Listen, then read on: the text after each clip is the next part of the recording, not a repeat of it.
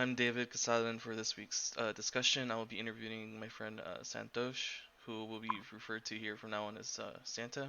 Santa, could you tell us a little about yourself before we begin? Hi everyone, my name is Santhosh, also known as Santa, as David said. I reside in New York. I live in Staten Island, and my family is from Sri Lanka. It's a small country, to the south of India, very similar in terms of like culture and whatnot, but still different in terms of like say political structure and things like that. Awesome. So, my first question for you is, what advice would you give me on how to live a moral or ethical life? To live a moral or ethical life, I just advise it's like a common saying, but genuinely treat people the way you would want to be treated, and also understand that not everyone can be reasoned with. Not everyone is understanding, and not everyone has the same experiences that you have. So I believe, in order to live the best life that you can, be open-minded, but also stay true to what you believe. You don't need to force yourself into a friendship or relationship with someone who just doesn't have the same ideologies as you, and you shouldn't feel obliged to do that either.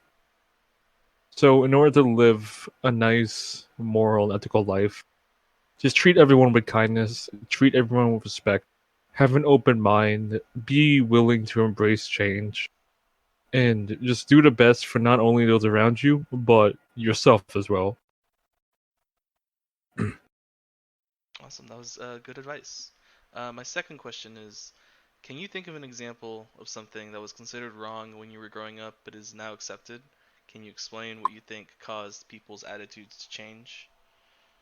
I know for a fact, speaking from personal experience, that the LGBT community and homosexuality in general was frowned upon growing up, with many children in my private school, in my public schools, growing up, would just throw around slurs regarding to like homosexuality.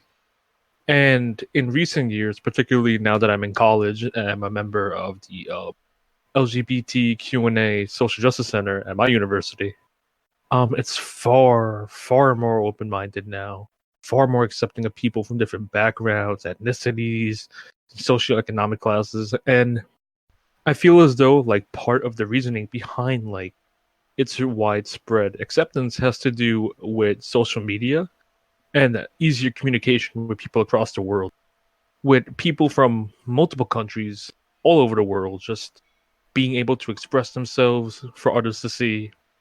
It like oftentimes you would have like say like a transgender, for example, right?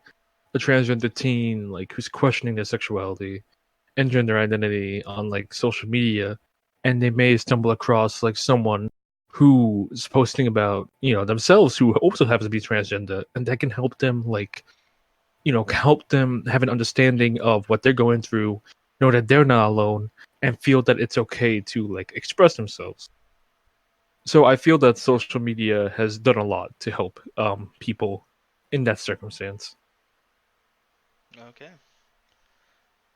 My third question would be, do you think changes in technology have made it easier for people to make unethical or immoral decisions? Yes, I agree. And while social media is a blessing in many scenarios, it's also a curse, namely due to misinformation. For example, with Twitter, being like so prominent now with like millions upon millions of users across the world, you often have the spread of misinformation or not enough information. For example, Mm-hmm. especially like given recent political events, the climate we currently live in, and just all around like the things that are currently going on. Social media makes it easier now more than ever for people to just spread lies, especially since, pardon, especially since nowadays people have ready access to say editing software for photos that can easily lead to them editing fake screenshots of supposed message logs. And it also goes into like say cancel culture, which is something that's like risen in like infamy in recent years. So while social media has done a lot of good for people, it's also done plenty bad as well. I would have to agree with you there as well. Moving on to the next question. What is something that your culture values that makes you think it's different from other cultures? I think the biggest thing with Sri Lankan culture has to do with tradition. My older sister is getting married next year, and so many times I've heard her arguing with my parents regarding what they can and cannot do at their wedding. And so many times, my parents' reasoning for what my sister and her fiance can't do at the wedding, their reasoning is always it's the culture. It's not in our culture. We don't allow this. We don't allow that. For example, with American weddings, they're usually, I mean, they're formal to a degree, but there's a lot of fun, bachelor parties, bachelorette parties, all sorts of things going on, food, dance, alcohol. But with Sri Lankan like weddings, they're very formal, very strict, by the books, very like religious and whatnot. So as a result, it creates this divide where my older sister, who was born in Sri Lanka but raised primarily here in America, she's a lot more Americanized compared to her fiance, who was born in Sri Lanka and lived there for pretty much a majority of his life before moving to study abroad.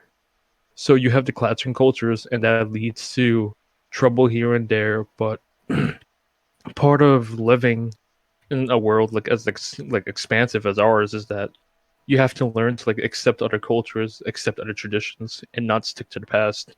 And my family has begun to like embrace change. They're still embedded in their ways of the past, tradition and whatnot. A few things have been embedded, but they're more accepting now than before.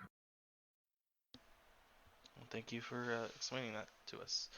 Mhm. My next question is, personally, do you believe your faith or religion plays a role in how you decide what's right and what's wrong? No, I don't believe so. My family is devout Hindus.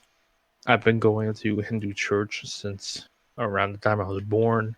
Well, me personally, I follow the Hindu ideology, but also Buddhism as well, where Buddhism is like a stem of Hinduism, and all of my actions, as far as I can recall, had never been because of my religion, but because of what I believe is the right thing to do.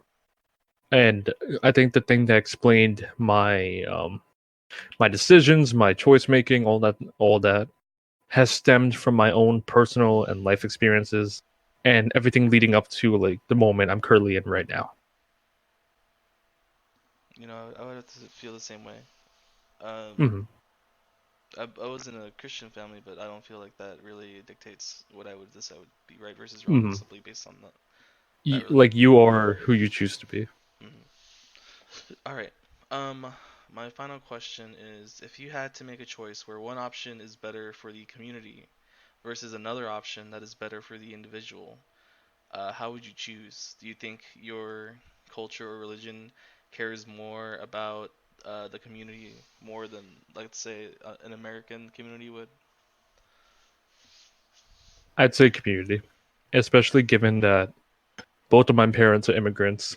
They came to this country not just looking for a better life for themselves, but also to give me, my siblings, an opportunity to have a much better life than they ever had. And I feel if they were putting themselves first, they wouldn't have went through such efforts. They cared so much about us that my father, back in the 80s, made the decision to go to Brooklyn all by himself and live just to make money to bring my mother over here. And he wouldn't have done that if he only cared about himself.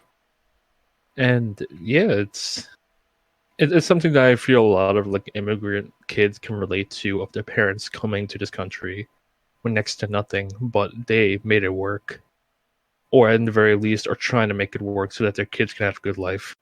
That's something that cannot be understated. Hmm. That's what I believe. All right. So you believe it's better for the community versus the individual?